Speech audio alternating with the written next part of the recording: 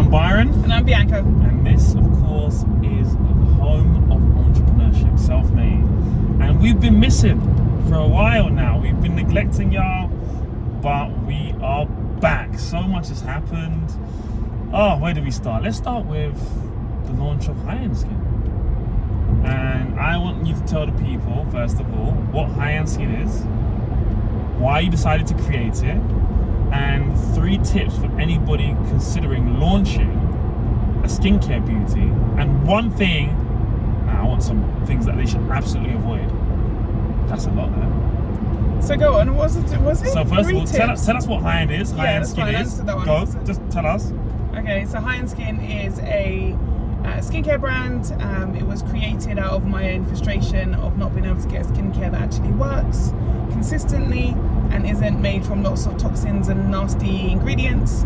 And so it's a nature-inspired skincare brand with 3 steps: a wash, a serum, and a cream, created to make maintaining the health of your skin easy and sustainable with good outcomes, I guess. Give me an ingredient. An ingredient?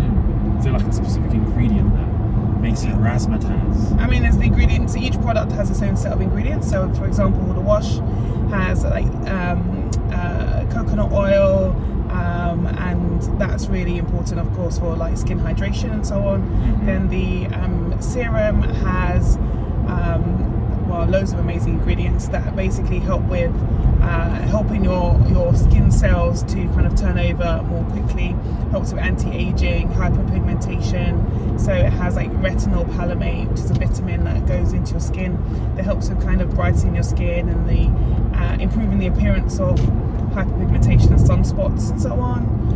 Then we have... Sounds like you've become like a cream, collagen in it. Collagen?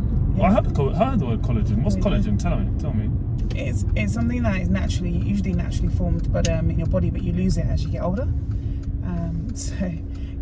And so collagen, typically people think of it for wrinkles and fine lines, which it of course can be for. But from my perspective, with someone struggling with their skin, then usually the texture of their skin is impaired because they've had spots and they probably picked at it, they've had a bit of acne and so on. So it helps just with that kind of texture and final polish. That's what collagen's for. Cool. So you launched. When did you launch? When's the official date? October 1st. And why do you, so like, obviously launching a skincare line is not easy. I have seen the behind the scenes and I have seen the challenge that you set yourself, right? Mm-hmm. So you partnered with Fiverr on this. Yeah. And I think first of all, that hustle is incredible. So can you explain the partnership and how that partnership came about? Yeah, I don't know how much detail, but yeah, I can. I guess Fiverr's agency approached me to do something with them, and unfortunately that didn't work out. They pitched it, they didn't bite at it. So they were like, oh well. So just to give context, yeah. Right? So for people, so Fiverr, the massive global So Fiverr brand, are a marketplace for freelancers and consultants. yeah. And then they hire an agency to help them with their marketing. Yes. So a lot of these influencer kind of expert marketing. So a lot of these big brands have these types of agencies, right? Yeah. Go ahead. And so the agency had pitched an idea that they had come up with, I would assume, to me, and we agreed that Byron was managing it. We agreed that it was something I would do. Then they went back and pitched it to Fiverr, and Fiverr didn't like it, in short, and came back to me and was like, oh, sorry, Bianca, that's not happened. So I said, oh, do you mind if I pitch you something different? So I pitched the idea of me showcasing Fiverr experts and showing how you use Fiverr experts to help you build a skincare brand. And you know what, yeah, I respect that hustle, right? Because the opportunity was dead in the water. They came back, was like, no, they don't really like the idea we presented, so we're just going to move on. And he was like, okay. And then he was like, listen, I got an idea. Let me pitch it to you. So I think the lesson there, right, is just because the door's closed for one opportunity doesn't mean it's not closed for the next, right? And I respect the hustle there, because whilst, you know, and to add, well, I don't know what you want to add here, but it's a commercial exchange. Yeah, right? Of course, yeah. It's a commercial exchange for you delivering some deliverables across their platform. So if you go to Fiverr's website right now, and I love doing this when I'm talking to clients, right? I'm like, well, have you heard of Fiverr? And they go, yeah, you been to YouTube recently? He goes, oh no. So well, if you go there, Bianca's all over it. Yeah. Right, and that is just a great branding piece, right? Whilst they're even paying you for the pleasure, you are still like the face. Now they've got Saka. Sorry, you've been replaced by Saka. I know, I've been replaced. So, I mean, it's hard to compete with Saka's going to be absolutely everywhere. Yeah.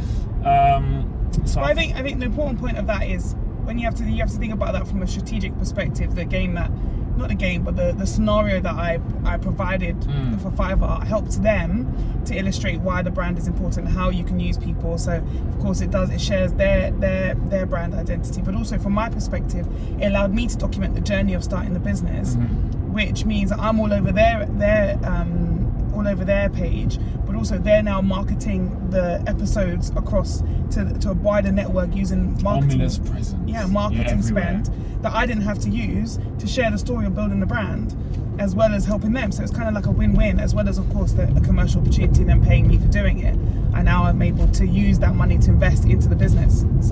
So basically, you've documented the whole journey of starting a skincare line. Yeah. From choosing influencers. From the idea through to influencers, to logo, to website, to SEO, to ad campaign. Yeah. Everything that kind of, all the thoughts that would go into the early stages of a brand. Starting a brand, it's called from the ground up. So starting it from the ground up.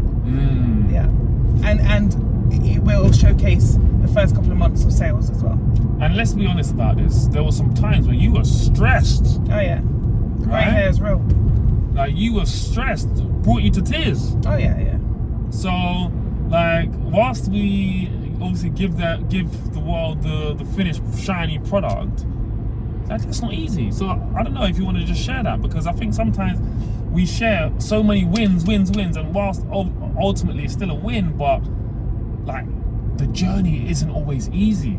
And sometimes, and I don't know, some of your frustrations were, from my perspective, from what I was seeing, was the results of other people's inability to deliver when they are being paid to deliver, and you're managing this massive team of people. That was my perspective, and I don't know what your kind of take. I would agree. I think I went from we already manage multiple businesses, and therefore we have lots of different consultants and team members, but we keep our organizations quite lean. I don't really like having massive teams, and so suddenly I went from being in that sort of position to suddenly managing 30 odd freelancers, and then just the frustration sometimes of things being outside of my control, and that's not to sound like a control freak, although probably I am a little bit, but more so I think you're a business owner. I'm a business owner that wants to get it done. right. I want it right, and I want it done a certain pleasure. way, and I want it done within the parameters we have agreed. And I think when someone doesn't deliver when they say they are going to, or what they say they're going to, and then they disappear, like that, managing people, I find frustrating, because greatest will in the world, you would like to do it all yourself. It's just not possible, and you don't have the knowledge. You shouldn't do it all yourself. But then you rely on experts and other people to do it, and they just sometimes are not aligned with what your expectations are, where your quality and values are. But that wasn't the case for the majority. The majority of my Fiverr experts were incredible. But some of them were just not what I want, what I expect, and that's hard sometimes. And what was your biggest lesson there in terms of managing people? I think the reason I brought, when you say like I brought to tears, I don't think I was brought to tears by the frustration of people not doing their job. I think it was more so just the stress of it all. It was my own fault. I felt like I'd brought it on myself. I was already, doing well in life. I didn't really need the stress of starting a new brand. I suddenly was like, what am I doing? Why did I choose this life? Yeah, I want to do it because I think it's important. It's helped my skin. It will help other people. I'm a big believer, if you see a problem, create the solution. But I'm like, what have I done? I now have to build this brand. I've told everyone I'm building a brand. You've invested all this money. I've invested all this money and all this time. I now have to do it. And I have to juggle my other clients and businesses too. And I was like, why am I doing this to myself? I'm too old for this now. That was probably more so what it was. But the lessons, I guess, look, it's hard because... Give me the biggest lesson for managing people. Because I think almost I don't want to put any words in your mouth, but biggest lesson for managing people. Yeah, go on. Because I feel like sometimes you should always just go with your instinct. Yeah. You know when sometimes that person is rubbish. I went with look. I was doing something that most people would do in over 2 years potentially in 5 months. So I had to make quick decisions, and we are big. Byron and I, we always advocate for fail fast. So I'm like, okay, cool. All right, I've interviewed you. I've interviewed 3 different people for the website. Okay, I like you. Let's go. And people say the best things on an interview, right? Of course. And there's just one guy who was he said the best things he was working with some high profile clients. Gave you the big talk. They gave him a big talk, just didn't deliver anything. Yeah. And then was rude about it. And I'm like, I cannot work with you. I'm paying you. Doing you a favour. You're not doing me a favour here. So, you know, I think that happens in life. But so my biggest thing was, I guess, do you want to share how much you spent on all these freelancers? I think that's quite interesting for people. And not really, no. Okay, fine. Not because I'm trying to be secretive. I just probably don't know, to be honest. Okay. I think if that you had to put a stab in the dark, just with the freelancers on the Fiverr platform alone. No, I don't know. I don't want to stab in the dark. I'd rather not. Yeah. Okay. Fine. And what would you say? Because you spent, I think you spent a fair bit, tens of thousands. Yeah. And I would say, what how would you scale that back if you had to? I think it's all budget is about how you apportion budget is about how much budget you have in the beginning, right? So I think I was able to spend what I spent. Like I chose the best people based on the budget that I had. Yeah. If I had been more restricted, if my budget had been more restricted, then I would have chosen different people. Yeah. Cool. And the launch of your question, HIAN. you still not letting me answer the question. Okay, go on. Which was, what's my biggest tip for managing people? Yeah, go for it. You keep asking me new questions. Go on. I'm curious myself. I think it's one is people will overpromise and underdeliver, and I think just be aware of it. So use your own kind of business knowledge, or kind of maybe decrease slightly what your expectations are based on what people say, so you are always going to be pleasantly surprised. And I think my projections for the business are based on some of the information I had been given about what could be achieved, and then some of those people have not achieved that. So that can then mean your projections are out, which is just an unfair reality in life. So I think maybe let people overpromise, but you just maybe divide it by half. Be real. And I'm not big on like being realistic. I like to dream big, but equally I think you have to kind of measure that. You have to maybe just balance that out a little bit. The other thing would be have a backup person, and that's not always easy to do. But I think with a platform like Fiverr, you can go back and find someone new. There's so many options. You can go and find someone new. So wherever I've had people, I now need to who haven't worked out. When I say have a backup person, just be proactive enough to pivot. So when the person who was rubbish was a guy who was putting together he was going to do digital versions of our imagery, of our pictures, of our products and so on. And you know, it in beautiful ad form of it's floating around and stuff. When he was MIA, I just pivoted and got a photographer. Like, let's be real, let's keep it basic. Why are we trying to even do this digital display when really I need photography? Yeah, of course. I need a photography, so I just got a photographer. But so be willing to pivot and have that backup strategy, I think is a really important one.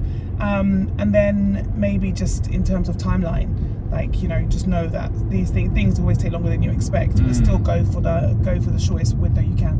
Cool, love that. You asked me about the launch. So you had a launch. Yeah. Now, what was your thinking behind that? Because typically speaking, we normally advise SMEs and startups to avoid product launches, because often it doesn't give you an ROI. It doesn't give you the ROI that you expect or you want, right? So therefore, unless you have deep pockets, what are you doing a launch for? And also, just to add to that, right? I always hate when people come to me for investment for a small product, and they want to spend half your money on launch. And they want to spend half the money on launch. I'm like, dude, what? Anyway, so what made you decide to do a launch for this? I think there's two things. One is the reality of we're documenting the process. So as part of the series, it kind of had to have a launch at some point, and the launch isn't very interesting to watch if you just say, hey, it's available online now. So I felt like as part of the process, it made sense to have an event. To document the journey. So it was probably me just trying to help everyone understand the process. I wanted it to get in front of more press and influencers, and I know sometimes you need to have them in the room to connect with your story, because just sending you product, a lot of influencers and press get sent product daily, every day, and they just don't see the value in it anymore, because they're like, oh great, another product, I'll try it one day. But I think when they meet the person, the founder, they hear their story, they understand why, it might resonate with them in a different way, and it makes them want to try the product more. So that was the second reason. And the third, I guess, was because I hadn't done it really. So we've had book launches, we've not really done product launches, and I thought, you know what, I'm at a stage in my business journey now where I can afford to test it and try and see what a launch does. And would you do it again? I would do it again. I think I learned some lessons from it that I would implement next time. Love that. But I would do it again, yeah. In fact, we probably will do another one probably next year. Annual? Not annual, but I think more of a public-facing event. So we did it. We didn't really allow any public tickets. We had maybe 10 like a VIP, like a couple of tickets available to a couple of people, but we didn't offer it up to the public in general. And I think next time we would just do a public event and invite influencers as well. Why? Unfortunately, I think the reality of influencers and celebs and press is, with the greatest will and intention, they just sometimes don't turn up. And you get messages from them, I'm really sorry this has happened, that's happened, another event, it's been a lot, I've got a deadline, things change. And so I think in order to have a minimum threshold of numbers, you probably want to have people who are there as public, who've either paid to be there or it's free, but they can buy product. And the risk with anything free is that people the population dropout is crazy. 50%. Yeah. It's crazy, right? Yeah, crazy. Cool. So now it's launched. Something that actually quite interesting for me is the reply, the human nature reply of when you tell someone, oh, I've got a product, here's the link, and their reply is, oh, what shops is it in? I think that's such a really is it a pre-programming? Because, buddy, when was the last time you went to the shop to go buy anything? I think I put it on my Instagram page and had lots of responses, and I think it's a mixture of three things. One is credibility. So they want to understand if you're in a store, so they can say, okay, that means that it's been thoroughly tested and works, because X store would not take it otherwise. So it's almost like, oh, okay, well, if they think it's good, it must be good. The second thing is it's a way validation. The second one is a way to not buy the product in front of you. So it's a way of saying, I don't want it, but I don't know how to tell you I don't want it, or I can't afford it, or I can't afford it right now. So instead I say, oh, what shops are going to be in, so I can pretend that I'm planning to buy it in the future. And maybe they are planning to buy in the future. You don't know people's personal circumstance, so it's kind of, that's the second item. And the third, maybe it's probably the same as number one, really, is about trust. Like, is it a good enough brand? And yeah, sadly, I think people trust big brands and small brands less, and it's unfortunate, but it's the reality. Love that. So I think that kind of gives everyone a kind of a good overview, really, of where you were, where you are. You're a couple of months now into actually launching the product. A month or two? Month. Yeah. Any final tips, and where can people go and check it out? Final tips. I think just getting moving fast, going quickly. If you can get the product, if you can test the market, I think it's more important. That feedback from real life customers is so important. I think so often the people I'm speaking to, some people, trying to create these massive brands, they've been working in 2 to 5 years and have not started. They haven't got feedback yet, and that feedback is going to be essential. So I think if you can move at pace, still with a high quality product, but move at pace and make quick decisions, get it out there, try and do a small inventory so that you can then see if it works before you scale it up. Don't waste loads of time or money on trying to get it all right without having that feedback. Okay, cool. And you've got a challenge coming up? They can find it on my YouTube channel, and it's called From the Ground Up, and so it's on my personal channels, Bianca Miller. And the challenge? The challenge is to try the product. So buy the product, try it for 30 days. We call it the HIAN Skin Challenge. So take a picture on day 1, 7, 21 and 28 or 30 and just have a look at your skin. And the reason why that's important is it's a bit like weight loss. You feel like you've not lost any weight, but if you look at the picture before and after, you know, it's a gradual thing. You see yourself every day, you don't realise. So it's important to take pictures of your skin and see the journey your skin has gone on. And you'll see just the incredible changes that happen over 30 days. So yeah, that's the challenge. So it's called HIAN Skin on biancamillerlondon.com. 3 steps: wash, serum, cream. And if you're on a journey to building your own product-led business, have a look at the series from the ground up, but also in our mentoring community, we share more information. So where I've shared what I can from the context of a free series, you know, there is more behind the scenes that we couldn't share because I had a short window parameter of amount of time I could spend on each episode and stuff. So yeah. One thing I want to say, and I just want to be real with the people. See that serum? Oh, child, things are gonna get easier.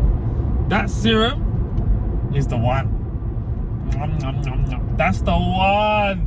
I love that. You know, I just be pouring it like, like it's like body wash. Yep.